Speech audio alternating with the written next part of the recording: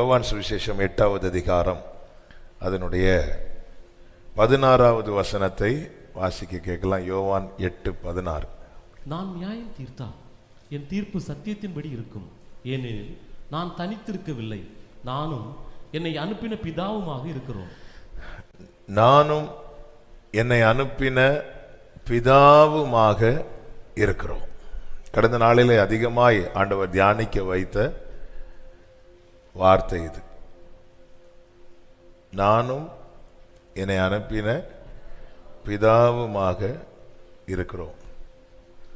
யாருக்கு அப்படி இருக்க முடியும்னா, எப்பொழுதும் பிதாவோடு இருக்க விரும்புகிறவருக்கு மட்டும்தான் அப்படி இருக்க முடியும். எப்பொழுதும் தேவனோடு இருக்க விருப்பமுடையவருக்கு மட்டும்தான் அப்படி இருக்க முடியும். நமக்கு தெரியும், ஒரு சில மணி நேரம் இயேசு கிறிஸ்து கைவிடப்பட்டார்னு சொல்வதை விட இந்த பிதாவோடு உறவாட முடியாத சில மணி நேரங்கள் 33.5 ஆண்டு காலம் மனுஷகுமாரனாய் இயேசு கிறிஸ்து இந்த பூமியில பிறந்து வாழ்ந்து மரித்தார், உயிர்த்தார். அவர் வாழ்ந்த அந்த 33.5 ஆண்டு காலத்தில் சில மணி நேரங்கள் மட்டும் பிதாவோடு உறவாட முடியவில்லை. அதுதான் அவர் வாழ்க்கையிலே அனுபவித்த வலிகளில் பெரிய வலி. எவ்வளவு செஞ்சாங்க, அமைதியா இருந்தார்ல, ஆனா இதுல மட்டும் கத்துனார்ல, என் தேவனே. நம்முடைய வாழ்க்கையை திரும்பி பார்த்தா அப்படியே மாறி இருக்கும். சில மணி நேரங்கள் 1 hour ஜோம் பண்ணிட்டு நாம காட்டுற வேலை இருக்கு. அதுலயும் 1 day ஃபாஸ்டிங்லாம் போட்டோம். சாப்பிட்றவங்கள சபிக்கிறது மாதிரி ஒரு பார்வை பார்ப்போம்ல. சில மணி நேரங்கள் பிதாவோடு உறவாட முடியவில்லை. அவர் அனுபவித்த வலிகளிலே பெரிய வலி. அதான் நேச மரணத்தை விட வலியது. நானும் பிதாவுமாக இருக்கிறோம். கர்த்தருக்கு மகிமை உண்டாவதாக. எல்லாருக்கும் எல்லாரோடும் இசைந்திருக்க முடியாது. ஆமோஸ் 3:3 சொல்லப்பட்டிருக்கிறது, 2 பேர் ஒருமனப்பட்டிருந்தால் ஒழிய ஒருமித்து நடந்து போவார்களோ. ஒருமனப்பட்டிருந்தால் ஒழிய, ஒரு மனம், நானும் பிதாவுமாக இருக்கிறோம் என்று சொல்லும்போது எல்லா விஷயத்திலையும் இவர்கள் ஒரே மனதை உடையவர்களாய் இருந்தார்கள். எல்லா விஷயத்திலையும் ஒரே மனதை உடையவர்களாய் இவர்கள் இருந்தார்கள். நமக்கு தெரியும், ஆதியாகமம் 12:4 கர்த்தர் அழைத்தது நிமித்தம் ஆபிரகாம் புறப்பட்டு போகிறான். ஆபிரகாம் புறப்பட்டு போகும்போது லோத்தும் அவனோடே கூட போனான். ஆபிரகாம் இப்ப எங்கெல்லாம் போறாரோ ஒரே மனதோடு ஒரே சிந்தையோடு எந்த கேள்வியும் கேட்காம லோத்தும் புறப்பட்டு போகிறான். ஆமே, ஒரு காரியத்துல 2 பேருக்கு ஒரு மனம் இருந்தா அங்க கேள்விகள் வராது. ஆமே, எந்த ஒரு விஷயத்துல கருத்து மாறுபடுகிறதோ அங்கதான் கேள்விகளே எழும்பும். கேள்வி வருதுனாலே அங்க வாக்குவாதங்கள் வர ஆரம்பித்து விடும். நமக்கு தெரியும், ஆதியாகமம் 13:7 சொல்லப்பட்டிருக்கிறது, வாக்குவாதம் உண்டாயிற்று. 13:14 சொல்லப்பட்டிருக்கிறது, லோத்து ஆபிரகாமை விட்டு பிரிந்து போனான். நானும் பிதாவுமாக இருக்கிறோம் என்றால் 2 பேருக்குள்ள எந்த ஒரு விஷயத்திலையும் வாக்குவாதமே வரல. ஆமே, இங்கே வாக்குவாதம் எந்த காரியத்துக்கு வந்துச்சு? இவர்களுக்குள்ள இருக்கிற உறவை விட வேற ஒரு காரியம் அந்த உறவுக்கு இடையில வந்ததுனால 2 பேருக்குள்ளும் வாக்குவாதம் வர ஆரம்பிச்சிட்டு. உறவு தான் பிரதானம், அன்பே பிரதானம். உறவை விட வேற காரியம் உள்ள வந்துட்டுனாலே வாக்குவாதம் தான். அது வாதம். அது என்னது? வாதம். வாத பிரச்சனைகளை மருந்து கிடையாது, தெரியுங்களா? மருந்து இருக்குன்னு சொல்லி தருவாங்க, ஆனா இது போட்டா தீந்துரும். என்ன தீரும்? இந்த மருந்து தான் தீரும்.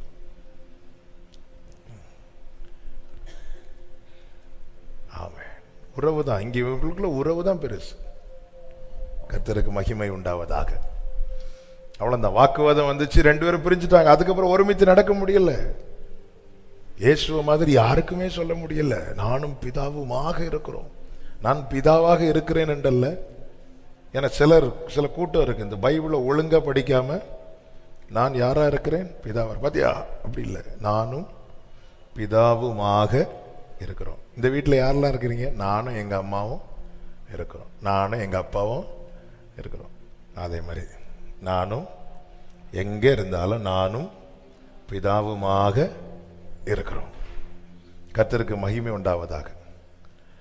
பவுலும் பர்னபாவும் தான் புறஜாதியர்களுக்கு அப்போஸ்தலர்களாய் 2 பேரையும் பிரித்து விடுங்கள் என்று பரிசுத்த ஆவியானவர் திருவுளம் பற்றி 2 பேரும் போய் பயங்கரமா ஊழியம் செஞ்சிட்டு இருக்கிறாங்க.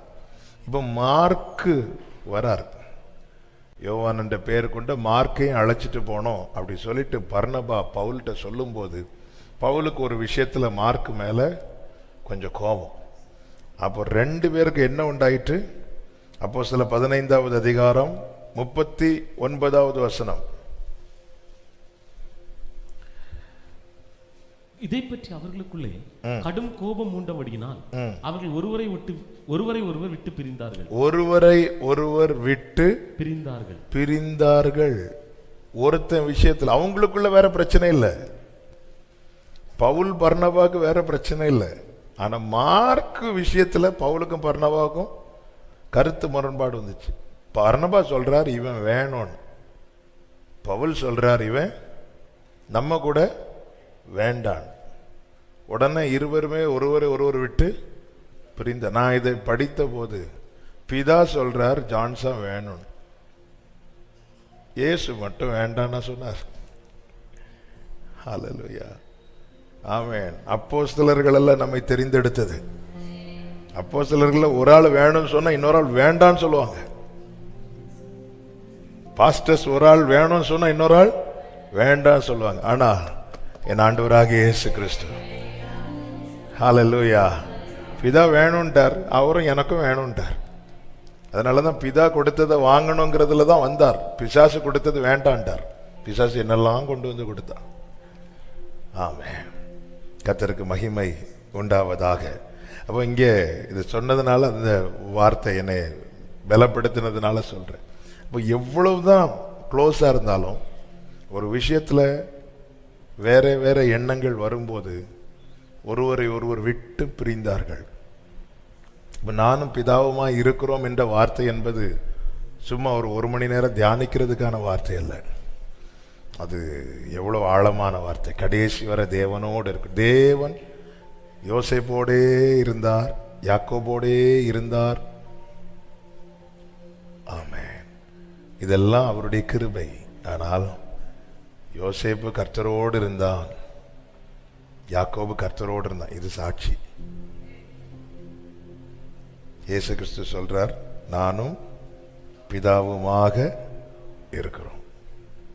நான் அவரோடு இருக்கிறேன், அவர் என்னோடு இருக்கிறார் என்பது எனக்கு பாராட்டுகிற கிருபை. காரணம், நாம் உண்மை இல்லாதவர்களாய் இருந்தும் அவர் உண்மை உள்ளவராய் இருக்கிறார். அதனால் அவர் கூட இருக்கிறார். நான் அவரோடு இருக்கிறேன். அதுதான் அவருக்கு பிரியமானவன். பென்யமீன் கர்த்தருக்கு பிரியமானவன். ஏன்? அவன் அவரோடே சுகமாய் தங்கியிருப்பானாம். ஹல்லேலூயா. அதுதான் அவரோடு இருக்கணும். அவரோடு இருக்கணும்னா அவருக்கு எது பிடிக்குதோ அதுதான் நமக்கும் பிடிக்கணும். அவர் என்ன விரும்புகிறாரோ, விருப்பங்களில் மாற்றம் வந்தா கூட விலகிரும். விருப்பங்களில் மாற்றம். பர்னபா மார்க்கு கூட வரணும்னு விரும்புறான், பவுல் விரும்பல. விருப்பங்களில் தான் மாற்றம். 2 பேருக்குள்ள போட்டி பொறாம ஒன்றும் கிடையாது. பர்னபாவை பார்த்து இவன் எங்க போனாலும் இவனுக்கு பர்னபா போற இடத்துல கர்த்தருடைய கிருபையை பார்ப்பானா, பவுல் போற இடத்துல எல்லாம் கர்த்தருடைய கிரியைகள். ஆமென்.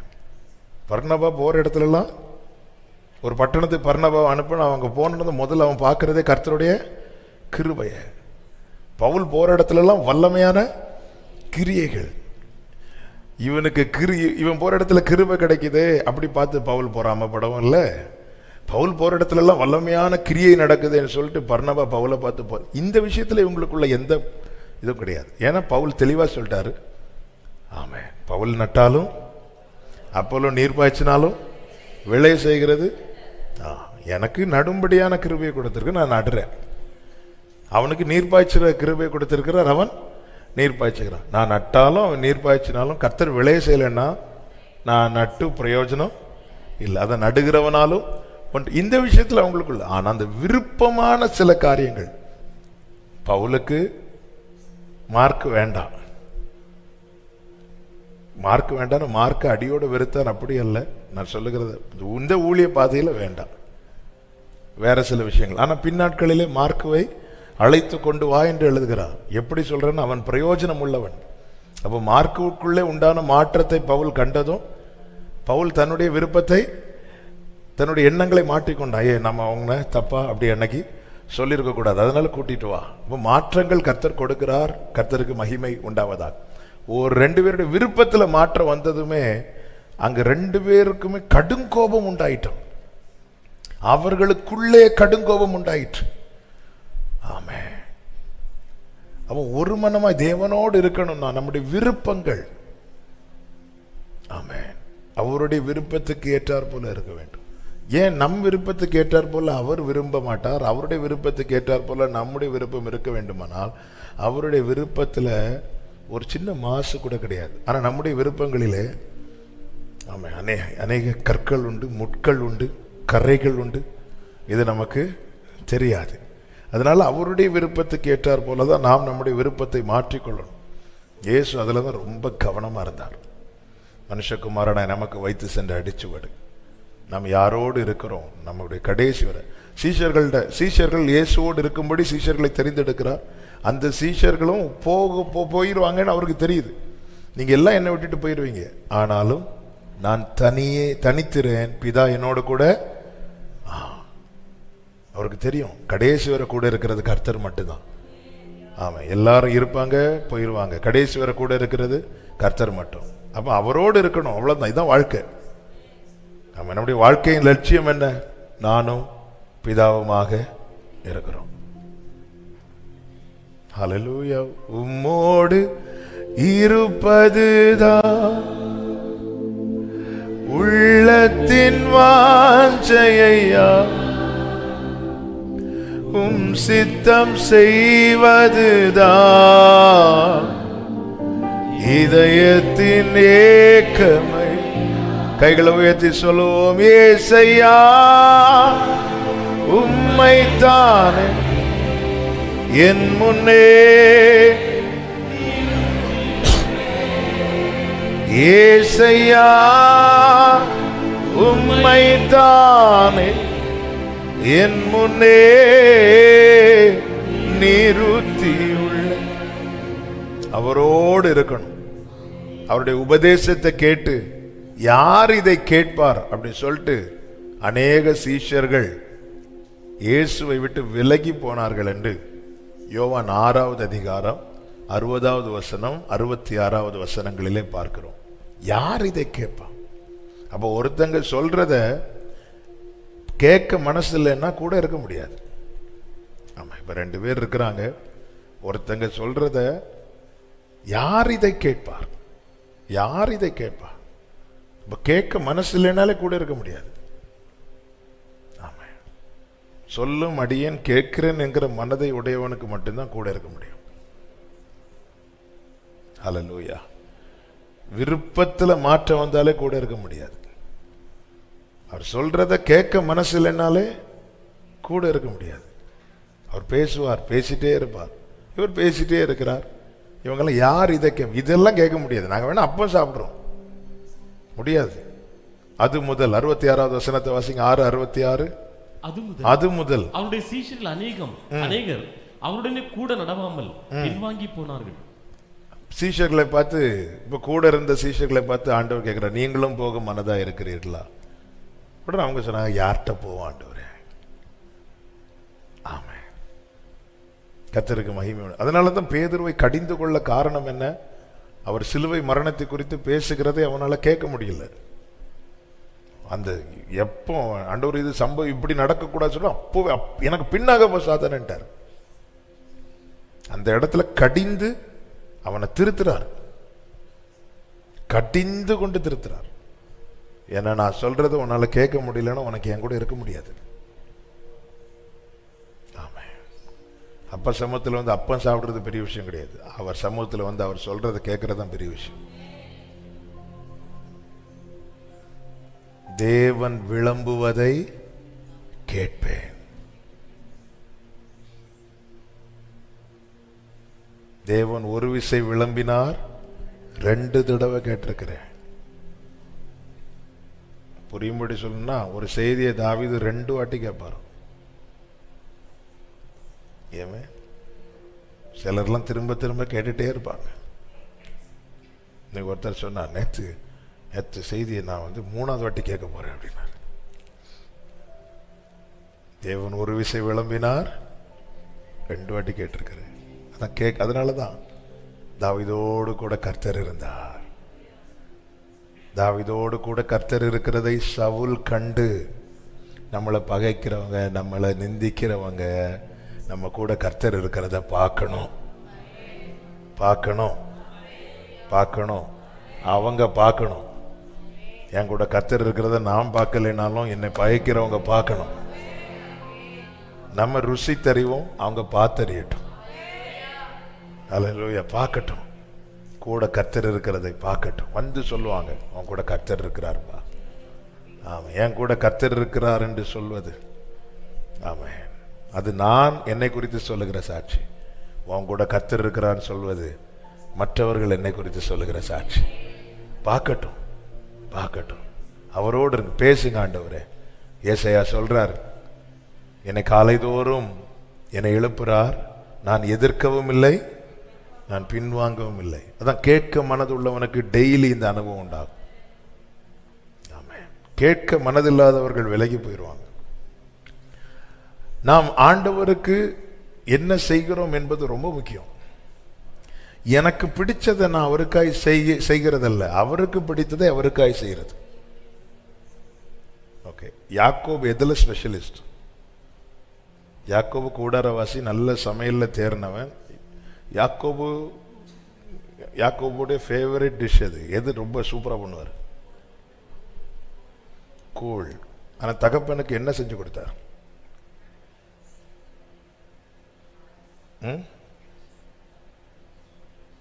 ஏன் கூழ் செஞ்சு ஏசாட்டந்து சேஷ்டபுத்திரத்தை வாங்க, அந்த கூழ் அப்படியே சோப்பு கலர்ல ஏசா வரும்போது அப்படியே ஆத்தி கொண்டு. ஆனா தகப்பனுக்கு கூழை கொடுத்திருந்தா அவன் ஃபூலாய் வெளியே வந்திருப்பான்.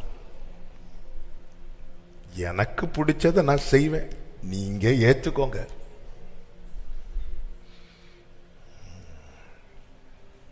தகப்பனுக்கு என்ன கொடுத்தாங்க தெரியுமா?